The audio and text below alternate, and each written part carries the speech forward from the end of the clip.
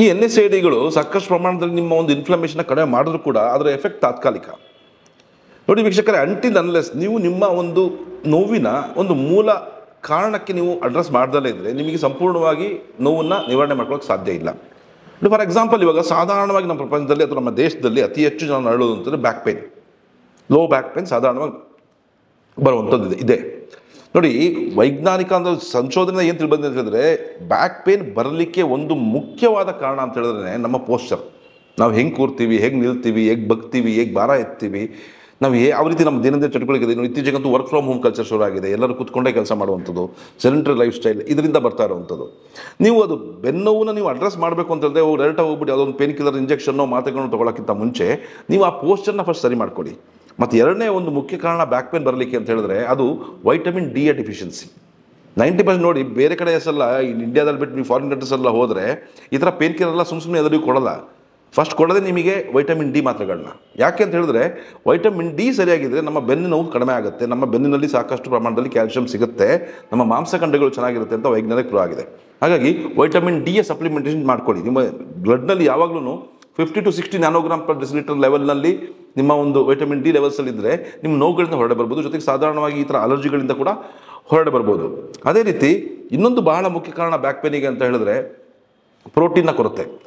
ನೀವು ಸ್ಪೈನಲ್ ಕಾರ್ಡ್ನ ತೊಗೊಂಡ್ರೆ ಅದೊಂದು ದೊಡ್ಡ ಕಂಬ ಅಂದ್ಕೊಳ್ಳಿ, ನೀವು ಒಂದು ಬ್ರಿಡ್ಜ್ ನೋಡಿರ್ಬೋದು, ನೀವು ಸೈಡಲ್ಲಿ ದಾರ ಕಟ್ಟಿರ್ತಾರೆ, ಅಂದರೆ ಹಗ್ಗ ಥರ ಈ ಪೈಪ್ ಲೈನಲ್ಲಿ ಅಥವಾ ನಿಮ್ಮ ವೈರ್ಗಳಲ್ಲಿ ನಿಮಗೆ ನೆಟ್ಟು ನಿಂತ್ಕೋಬೇಕು ಅಂತ. ಸೊ ನಮ್ಮ ನೆಟ್ಟಿಗೆ ನಿಲ್ಲಬೇಕು ಅಂದರೆ ಈ ವೈರ್ಗಳು ಸ್ಟ್ರಾಂಗ್ ಆಗಿರಬೇಕಲ್ವಾ.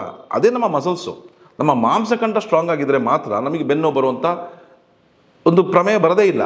ಹಾಗಾಗಿ ಫಸ್ಟ್ ಆ್ಯಂಡ್ ಫಾರ್ಮೋಸ್ಟ್ ಅಂತ ಹೇಳಿದ್ರೆ ನಿಮ್ಮ ಪೋಸ್ಚರ್ ಸರಿ ಮಾಡ್ಕೊಂಡ್ಬಿಟ್ಟು ಈ ವೈಟಮಿನ್ ಡಿ ಸಪ್ಲಿಮೆಂಟ್ ತೊಗೊಂಡ್ಬಿಟ್ಟು ಒಳ್ಳೆ ಪ್ರೋಟೀನ್ ಆಹಾರ. ಇಂಡಿಯಾದಲ್ಲಿ 70% ಜನ ಪ್ರೋಟೀನ್ ಎನರ್ಜಿ ಮಾಲ್ನ್ಯೂಟ್ರಿಷನ್ ಒಳಗಾಕಿದ್ದಾರೆ. 90% ಜನಕ್ಕೆ ಗೊತ್ತೇ ಇಲ್ಲ ಅವರಿಗೆ ಪ್ರೋಟೀನ್ ಅವ್ರ ದೇಹದಲ್ಲಿ ಕಡಿಮೆ ಇದೆ ಅಂತ ಅರ್ಥ. ಒಬ್ಬ ಮನುಷ್ಯನಿಗೆ minimum 1 gram per kg body weight. ಈಗ ಆವ್ರೇಜ್ ಮನುಷ್ಯನಿಗೆ ನನಗೆ 75 kgs ಅಂತ ಹೇಳಿದ್ರೆ ನನಗೆ 75 ಗ್ರಾಮ್ನಷ್ಟು ಪ್ರೋಟೀನ್ ಪರ್ ಡೇ ಬೇಕೇ ಬೇಕು. ಅದಿದ್ದರೆ ಮಾತ್ರ ನಮ್ಮ ಮಾಂಸಖಂಡಗಳು ಸ್ಟ್ರಾಂಗ್ ಆಗಿರ್ತವೆ. ಏನಾಗಿದೆ ಅಂತಂದರೆ ಬ್ಯಾಲೆನ್ಸ್ಡ್ ಫುಡ್ಡೇ ಇಲ್ದಂಗೆ ಆಗಿದೆ ಇವಾಗ. ವೆಜಿಟೇರಿಯನ್ಸ್ ಆಗಲಿ ನಾನ್ ವೆಜಿಟೇರಿಯನ್ಸಲ್ಲಾಗಲಿ ತಿನ್ನೋದು 90% ಸೇಮೇ. ನಾನ್ ವೆಜಿಟೇರಿಯನ್ಸ್ ಆಗಲಿ ವಾರಕ್ಕೆ ಒಂದಿನ ಚಿಕನ್ನೋ ಎಗ್ಗೋ ಫಿಶೋ ತಿಂತಾರೆ ಅಷ್ಟೇ. ಬಿಟ್ಟರೆ ಎಲ್ಲ ಬೆಳಗ್ಗೆ ಇಡ್ಲಿ ದೋಸೆ ಪೂರಿ, ಮಧ್ಯಾಹ್ನ ಅನ್ನ ಸಾಂಬಾರು, ರಾತ್ರಿ ಅನ್ನ ಸಾಂಬಾರು, ಇಲ್ಲ chapati. This is common thing. ಇದರಲ್ಲಿ ಯಾವುದೇ ರೀತಿಯ ಪ್ರೋಟೀನ್ಸ್ನ ಅಂಶ ತುಂಬ ಕಡಿಮೆ. ಕಾಳು ಕಡ್ಡಿ ತಿಂದರೆ ನಂಗೆ ಗ್ಯಾಸ್ ಆಗುತ್ತೆ, ಅದಾಗುತ್ತೆ, ಇದಾಗುತ್ತೆ ಅಂತ ಬಿಟ್ಟಿದ್ದಾರೆ. ಸೊ ಇದರಿಂದಾಗಿ ನಮಗೆ ಈ ಪ್ರೋಟೀನ್ ಎನರ್ಜಿ ಮಾಲ್ನ್ಯೂಟ್ರಿಷನ್ ಬರ್ತಾ ಇದೆ. ಇದರಿಂದ ಈ ಬ್ಯಾಕ್ ಪೇನ್ ಗಿಕ್ಕೆಲ್ಲ ಬರುವಂಥ ಚಾನ್ಸಸ್ ಜಾಸ್ತಿ ಆಗ್ತದೆ. ಸೊ ಫಸ್ಟ್ ಥಿಂಗ್ ನೀವು ಇದನ್ನು ಸರಿ ಮಾಡ್ಕೊಳ್ಳಿ. ಎರಡನೇದಾಗಿ ಸಾಧಾರಣವಾಗಿ ನೋಡಿ ನೋವು ಅನುಭವಿಸೋರು ಅಂತ ಹೇಳಿದ್ರೆ ಈ ಮಂಡಿ ನೋವು. ಒಂದು 60 ವಯಸ್ಸು ಆದಮೇಲೆ ಸಾಧಾರಣವಾಗಿ ಮಂಡಿ ಸವಿಯುತ್ತೆ ಎಲ್ಲರಿಗೂ. ಯಾಕಂದರೆ ಕಾಂಡ್ರೋಸೈಟ್ಸ್ ಪ್ರೊಡಕ್ಷನ್ ಆಗ್ತಾ ಇರಲ್ಲ, ಕಾಂಡ್ರೋಸೈಟ್ಸ್ ನಶಿಸಿ ಹೋಗ್ತಾ ಇರುತ್ತೆ. ನಮ್ಮ ಮಂಡಿಗಳ ಏಜು ನಮ್ಮ ಏಜ್ಗಿಂತ ಜಾಸ್ತಿ ಆಗಿಬಿಟ್ಟಿರುತ್ತೆ, ಓವರ್ ಯೂಸ್ ಆಗಿರುತ್ತೆ. ನಮ್ಮ ಟೈರ್ ಹೆಂಗೆ ಸವಿಯುತ್ತೋ ಮಂಡಿನೂ ಸವಿಯುತ್ತೆ ಅದೇ ರೀತಿ. ಸೊ ಹಾಗಾಗಿ ಕಾಂಡ್ರೋಸೈಟ್ಸ್ನ ಡೆವಲಪ್ ಮಾಡ್ಕೊಳ್ಳಲಿಕ್ಕೆ ನಾವು ಏನು ಮಾಡಬೇಕು ಅದನ್ನು ಮಾಡಬೇಕು. ಆ ಥರ ಆಹಾರಗಳನ್ನ ಸೇವಿಸಬೇಕು. ಈ ಕಾಂಡ್ರೋಸೈಟ್ಸ್ ಹೆಚ್ಚಾಗಿ ಸಿಗುವಂಥ ಆಹಾರಗಳು ಅಂತ ಹೇಳಿದ್ರೆ ನಮಗೆ ಈ ಕೊಲಾಜನ್ ರಿಚ್ ಫುಡ್ಸ್, ಅದು ಕೂಡ ಒಂದು ಪ್ರೋಟೀನೇ. ಅದು ಕೂಡ ನಾರ್ಮಲಿ ಸೀ ಫುಡ್ಸಲ್ಲಿ ಅಂತ ಇಂಥರಲ್ಲಿ ಇರುತ್ತೆ. ಅದರ ಸಪ್ಲಿಮೆಂಟ್ಸ್ನ ತೊಗೋಬೋದು. ಅದ್ರ ಬದಲು ನೀವು ಪೇನ್ ಕಿಲ್ಲರ್ ತೊಗೊಳ್ತಾ ಹೋದರೆ ಏನಾಗುತ್ತೆ, ಪ್ರಾಬ್ಲಮ್ ಆಗೇ ಆಗುತ್ತೆ. ಅದೇ ರೀತಿ ಈ ಮಂಡಿಯ ಸವೆತಕ್ಕೆ ಒಂದು ಮುಖ್ಯ ಕಾರಣ ಅಂತ ಹೇಳಿದ್ರೆ ಬಾಡಿ ವೆಯ್ಟ್. ಅವ್ರು ನಾರ್ಮಲ್ ವೆಯ್ಟ್ಗಿಂತ ಒಂದು 10 ರಿಂದ 15 kg ಜಾಸ್ತಿ ಇದ್ದಾರೆ ಅಂತ ಅಂದ್ಕೊಳ್ಳಿ, ಅವ್ರಿಗೊಂದು 10-15 ವರ್ಷದಲ್ಲಿ ಅವ್ರಿಗೆ ಮಂಡಿ ನೋವು ಬರುವಂಥದ್ದು ಎಲ್ಲ ಚಾನ್ಸ್ ಇದ್ದೇ ಇರುತ್ತೆ. ಯಾಕಂದರೆ ಯಾವುದೇ ವೇರಿಯಂಟಿಯರ್ ಆಗಲಿ, ಯಾವುದೇ ಒಂಥರ ಮಂಡಿಗಳ ಮೇಲೆ ವ್ಯತಿರಿಕ್ತ ಪ್ರೆಷರ್ ಬೀಳಲಿ, ಅದು ಕೊನೆಗೆ ಸಂಧಿವಾತಕ್ಕೆ ಹೋಗಿ ಕನ್ವರ್ಟ್ ಆಗುತ್ತೆ. ಸೊ ಹಾಗಾಗಿ ಅದರ ಮೂಲ ಕಾರಣ ನಾವು ಕಂಡಿಡ್ಕೋಬೇಕು. ಇನ್ನು ಬಾಕಿ ಸಾಧಾರಣವಾಗಿ ಕ್ರೋನಿಕ್ ಪೇನ್ ಅಂತ ಹೇಳಿದ್ರೆ ರುಮಟೈಡ್ ಆರ್ಥರೈಟಿಸ್ ಅಥವಾ ಆಮವಾತ. ಇದಕ್ಕೆ ಮುಖ್ಯ ಕಾರಣ ನಮ್ಮ ಗಟ್. ಆ್ಯಕ್ಚುಲಿ ನಮ್ಮ ಹೊಟ್ಟೆಯಲ್ಲಿ ಏನು ಸರಿ ಇರಲ್ಲ, ಸರಿಯಾಗಿ ಪ್ರೋಟೀನ್ ಸರಿ ಆಗ್ತಾ ಇರಲ್ಲ, ನಮ್ಮ ದೇಹದಲ್ಲಿ ತ್ಯಾಜ್ಯ ವಸ್ತುಗಳು ಹೊರಗಡೆ ಹೋಗುವಂಥ ಸಿಸ್ಟಮೇ ಸರಿ ಇರಲ್ಲ. ಅದನ್ನು ನಾವು ಸರಿ ಮಾಡ್ಕೊಳ್ಬಿಟ್ಟು ಅದು ಮತ್ತೆ ನಾವು ಹೋಗ್ಬಿಟ್ಟು DMARDಸು ಸುಮಾರು ಡ್ರಗ್ಸ್ಗಳನ್ನ ತೊಗೊಂಡ್ಬಿಟ್ಟು ಅದನ್ನು ವರ್ಷಗಟ್ಟಲೆ ತಗೋಬೇಕು. ಲಿವರ್ ಫಂಕ್ಷನ್ ಟೆಸ್ಟ್ ವಾರ ಮಾಡ್ತಾ ಇರಬೇಕು, ತಿಂಗಳ ಮಾಡ್ತಾ ಇರಬೇಕು. ಈ ಮಾತ್ರೆಗಳು ಲೈಫ್ ಲಾಂಗ್ ತಗೊಳ್ಳೇಬೇಕು, ಇಲ್ಲ ಪ್ರಾಬ್ಲಮ್ ಆಗುತ್ತೆ. ಇದೆಲ್ಲ ಏನಂತ ಹೇಳಿದ್ರೆ ನೋಡಿ, ಒಂದು ಹಂತದ ತನಕ ಓಕೆ, ಆದರೆ ಸಂಪೂರ್ಣವಾಗಿ ನೋವಿನಿಂದ ಹೊರಗಡೆ ಬರಲಿಕ್ಕೆ ಸಾಧ್ಯನೇ ಇಲ್ಲ ಈ ಥರ ಒಂದು ಮೆಡಿಸಿನ್ಸ್ಗಳನ್ನ ದಾಸರಾಗ್ಬಿಟ್ಟು. ಹಾಗಾಗಿ ಫಸ್ಟ್ ಮೂಲ ಕಾರಣ ಕಂಡಿಟ್ಕೊಳ್ಳಿ. ಜೊತೆಗೆ ಈ ನ್ಯಾಚುರಲ್ ಆಗಿ ನೋವು ಕಡಿಮೆ ಮಾಡುವಂಥ ಈ ಉಪಾಯಗಳನ್ನು ಫಸ್ಟ್ ಮೂಲ ಕಾರಣಗಳನ್ನ ಅಡ್ರೆಸ್ ಮಾಡಬೇಕು ಫಸ್ಟು. ಅದಾದ ನಂತರ ಬೇರೆ ಚಿಕಿತ್ಸೆಗಳಿದೆ. ಈಗ ಫಿಸಿಯೋಥೆರಪಿ ಇದೆ, ಈಗ ಓಝೋನ್ ಥೆರಪಿ ಅಂತ ಇದೆ, ಅಥವಾ ಈಗ ಆಯುರ್ವೇದಿಕ್ ಪಂಚಕರ್ಮ ಚಿಕಿತ್ಸೆ ಅಂತ ಇದೆ. ಇದು ತುಂಬ ಇದರಲ್ಲಿ ಆಗಲಿ ನ್ಯಾಚುರಲ್ ಆಗಿ ಆಗಲಿಲ್ಲ ಅಂತ ಹೇಳಿದ್ರೆ ಅದನ್ನು ಮಾಡ್ಕೋಬೇಕಾಗತ್ತೆ.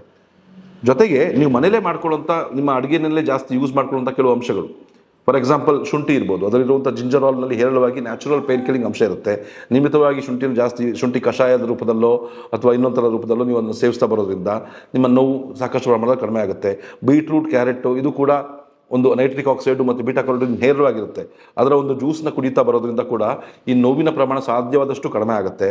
ಈ ನಮ್ಮ ಗ್ರಂಥಿಗೆ ಅಂಗಡಿಗಳಲ್ಲಿ ಈ ಶಲ್ಲಕ್ಕಿ ಅಂತ ಸಿಗುತ್ತೆ. ಈ ಶಲ್ಲಕ್ಕಿ ಅಂದರೆ ಒಂದು ಗೋಂದು, ಅದನ್ನು ನೀವು ನೀರಿಗೆ ಹಾಕಿಬಿಟ್ಟು ನೆನೆಸ್ಕೊಂಡು ಅದನ್ನು ಕುಡಿತಾ ಬರೋದ್ರಿಂದ ಕೂಡ ನೋವಿನ ಪ್ರಮಾಣದಲ್ಲಿ ಸಾಕಷ್ಟು ಗಣನೀಯ ಇಳಿಕೆ ಕಂಡು ಬರುತ್ತೆ. ಅದೇ ರೀತಿ ನಿಮಗೆ ನಮ್ಮ ಅಡುಗೆಯಲ್ಲಿ ಯೂಸ್ ಮಾಡುವಂಥ ಅರಿಶಿನ ಇರ್ಬೋದು, ಅದರಿಂದ ಕುರ್ಕುಮಿನ್ನ ಅಂಶ ಒಳ್ಳೆಯ ಆಂಟಿ ಆಕ್ಸಿಡೆಂಟು, ಒಳ್ಳೆಯ ಆ್ಯಂಟಿ ಇನ್ಫ್ಲಮೇಟರಿ, ಒಳ್ಳೆಯ ಅನಾಲ್ಜೆಸಿಕ್ ಕೆಲಸ ಮಾಡುತ್ತೆ. ಸೊ ಈ ಥರ ಐಟಮ್ಸ್ಗಳನ್ನ ಜಾಸ್ತಿ ಯೂಸ್ ಮಾಡ್ತಾ ಬರಬೇಕಾಯ್ತು. ಕೆಲವು ಆಯಿಲ್ಸು ನೋಡಿ, ಸಾಧಾರಣವಾಗಿ ಈಗ ಬ್ಯಾಕ್ ಪೇನಿಗಾಗಲಿ ಅಥವಾ ಮಂಡಿ ನೋವಿಗಾಗಲಿ ಈ ಪೇನ್ ಕಿಲ್ಲರ್ಗಳಿಗಿಂತ ಸ್ಟಾರ್ಟಿಂಗ್ ಸ್ಟೇಜಿಂದನೇ ಕೆಲವು ಆಯಿಲ್ಗಳನ್ನ, ಪೇನ್ ಕಿಲ್ಲಿಂಗ್ ಆಯಿಲ್ಸ್ನ, ಯೂಕಲಿಪ್ಟಸ್ ಆಯಿಲು ಅಥವಾ ಜಿಂಜರ್ ಯೂಸ್ ಮಾಡಿರುವಂಥ ಆಯಿಲ್ಗಳನ್ನ ಅಥವಾ ವಿಂಟರ್ ಗ್ರೀನ್ ಅಂತ ಹೇಳ್ತೀವಿ, ಟಿಟಿ ಆಯಿಲ್ ಅಂತ ಹೇಳ್ತೀವಿ, ಅದರಿಂದ ಯೂಸ್ ಮಾಡಿರೋಂಥ ಆಯಿಲ್ಸ್ನ ಅಪ್ಲೈ ಮಾಡಿಬಿಟ್ಟು ಒಂದು ಮಸಾಜ್ ಮಾಡ್ಕೊಂಡ್ಬಿಟ್ಟು ಸ್ವಲ್ಪ ಹೀಟ್ ಕೊಟ್ಕೊಂಡು ಸ್ವಲ್ಪ ರೆಸ್ಟ್ ಕೊಟ್ಕೊಂಡು ನೋಡಿ, ನೋವು ಬರೋಕ್ಕೆ ಒಂದು ಮುಖ್ಯ ಕಾರಣನೇ ನಾವು ಆ ಭಾಗಕ್ಕೆ ರೆಸ್ಟ್ ಕೊಡಲಿ ಅಂತ. ನಾವು ಅದನ್ನು ಮಾಡಿದ್ರೆ ನಾವು ದಿನ ಕೆಲಸ ಮಾಡಬೇಕು ಅಂತ ಹೇಳ್ಬಿಟ್ಟು ನಾವು ಪೇನ್ ಕಿಲ್ಲರ್ ತೊಗೊಳ್ತಾ ಹೋದರೆ ಪ್ರಾಬ್ಲಮ್ ಮುಂದೆ ಒಂದಲ್ಲ ಒಂದಿನ ಹಾಗೆ ಆಗುತ್ತೆ. ಹಾಗಾಗಿ ಮಸಾಜ್ದು ಒಂದು history as old as pain ಅಂತಲೇ ಹೇಳ್ತೀವಿ. ಅಂತ ಹೇಳಿದ್ರೆ ಯಾವುದೇ ಭಾಗದಲ್ಲಿ ನೋವು ಬಂತು ಅಂದರೆ ಅದಕ್ಕೆ ರೆಸ್ಟ್ ಕೊಡಬೇಕು. ಸ್ವಲ್ಪ ಅದಕ್ಕೆ ಸೂದನಿಂಗ್ ಆಗಿರುವಂಥ ಒಂದು ಹೊರಗಡೆಯಿಂದನೇ ಒಂದು ಲೇಪ ಮಾಡಿಬಿಟ್ಟು ಹಾಕ್ಬಿಟ್ಟು ಅದನ್ನು ರೆಸ್ಟ್ ಕೊಟ್ಟರೆ ತಾನಾಗಿ ಬಾಡಿ ರಿಕವರ್ ಆಗುವಂಥ ಒಂದು ಆಸ್ಪದ ಸಿಗ್ದಂಗೆ ಆಗುತ್ತೆ. ನಾವು ಆಸ್ಪದನೇ ಕೊಡಿದ್ರೆ ನಮ್ಮ ದೇಹವನ್ನು ನಾವು ಗಾಡಿಗೆ ಹೆಂಗೆ ಸರ್ವಿಸ್ ಮಾಡ್ತೀವೋ ನಮ್ಮ ಬಾಡಿಗೂ ಅವಾಗ ಸರ್ವಿಸ್ ಮಾಡ್ಕೊಳ್ತಾ ಇರಬೇಕು, ರೆಸ್ಟ್ ಕೊಡ್ತಾ ಇರಬೇಕು. ಕಂಟಿನ್ಯೂಸ್ ಆಗಿ ಓಡಿಸ್ತಾ ಇದ್ದರೆ ಆ ಜಾಗದಲ್ಲಿ ವೇರ್ ಆ್ಯಂಡ್ ಟೇರ್ ಮತ್ತೆ ಆಗುತ್ತೆ. ಫಾರ್ ಎಕ್ಸಾಂಪಲ್, ಈಗ ಫ್ರೋಸನ್ ಶೋಲ್ಡರ್ ಇರ್ಬೋದು. ಈಗ ಶೋಲ್ಡರ್ ರಾತ್ರಿ ಮಲಗೋಕ್ಕೆ ಆಗಲ್ಲ, ಕೈಯೆಲ್ಲ ಹೇಳ್ತಾ ಬರುತ್ತೆ, ಪೇನ್ ಕಿಲ್ಲರ್ ಕೊಟ್ಬಿಡಿ ಡಾಕ್ಟ್ರೆ, ಇಂಜೆಕ್ಷನ್ ಕೊಟ್ಬಿಡಿ ಡಾಕ್ಟ್ರೆ ಅಂತ ಕೇಳೋದು ಸಾಮಾನ್ಯ.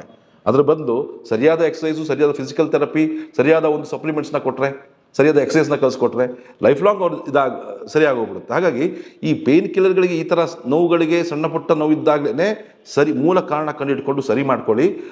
ನೀವು ಪೇನ್ ಕಿಲ್ಲರ್ನ ದಾಸರ ಆಗೋದು ಅಷ್ಟು ಸೂಕ್ತ ಅಲ್ಲ ಅಂತ ಹೇಳಲಿಕ್ಕೆ ನಾನು ಈ ವಿಡಿಯೋ ಮುಖಾಂತರ ನಿಮ್ಮ ಮುಂದೆ ಬಂದಿದ್ದೇನೆ. ಇದೇ ಥರ ಮತ್ತೊಂದು ವಿಡಿಯೋದೊಂದಿಗೆ ನಿಮ್ಮನ್ನು ಭೇಟಿ ಆಗ್ತೇನೆ. ಅಲ್ಲಿವರೆಗೂ ನಮಸ್ಕಾರ.